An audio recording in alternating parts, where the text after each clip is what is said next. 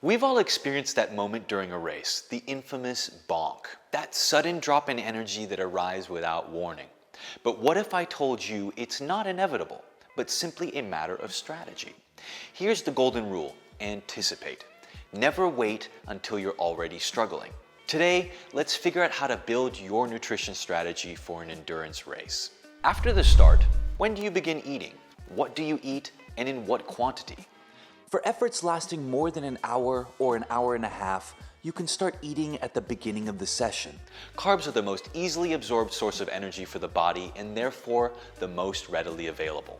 As for quantity, we think in terms of grams of carbs per hour.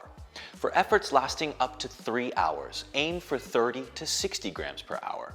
If you're going for more than 3 hours, you'll need to increase that to between 60 and 90 grams per hour. For elite athletes on very long and/or very intense efforts, it can even go up to 120 grams. You're probably wondering how your body can absorb so many carbs. This is where we get into a little science about the glucose-fructose ratio, and it's fascinating. Imagine your intestine has gateways to let sugars pass through. Glucose has its own door called SGLT1. The problem is it gets saturated at around 60 grams per hour. If you only send glucose beyond that threshold, things get backed up, and that's a recipe for digestive issues. The solution? Use a second door. Fructose, another type of sugar, has its own, GLUT5. It allows for the absorption of up to 30 grams of carbs per hour and even more depending on your level of training. This is the whole genius behind the ratios. A product with a 2-to-1 ratio, that is 2 molecules of glucose for 1 of fructose, allows you to use both gateways at the same time to reach up to 90 grams of carbs per hour.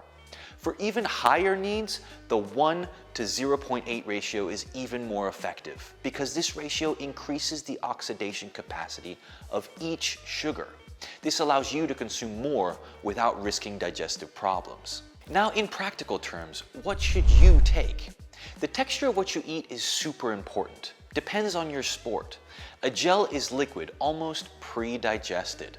The energy is available almost instantly. It's perfect for a half marathon or a road race where you're always on the move and chewing is difficult. A bar, a date paste, or a fruit paste requires chewing. The energy arrives more slowly. This is an excellent option for trail running when you have sections where you walk or during a long bike ride where you can take the time to eat.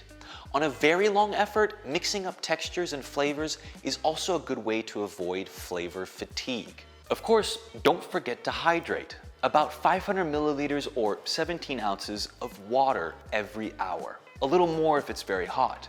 Also, keep in mind that your drink can be a source of energy too. I'm thinking of isotonic drinks, which are rich in carbohydrates, as well as vitamins and minerals to replace those you use and lose during exercise. But if there's only one thing to remember, it's this: test absolutely everything in training. Practice what is known as gut training. Never try a new product or a new strategy on race day. What works for another athlete won't necessarily work for you.